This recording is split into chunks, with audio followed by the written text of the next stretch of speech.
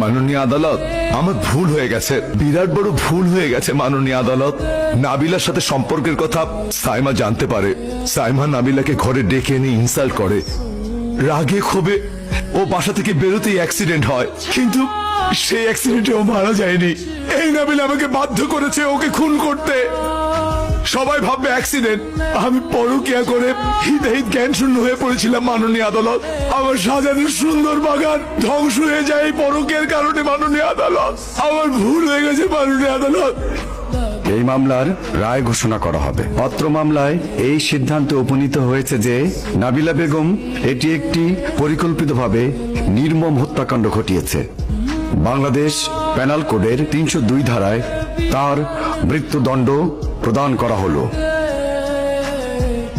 এবং অপর আসামি সাইমকে পুলিশ হেফাজতে দেওয়ার জন্য নির্দেশ দেওয়া গেল।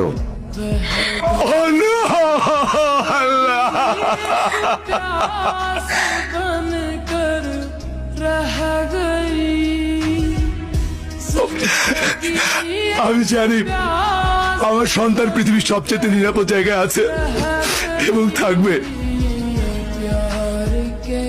মা, তুই ভালো থাকবি মা, তোকে অনেক মিস করবো রে মা, তুই অনেক ভালো থাকবি।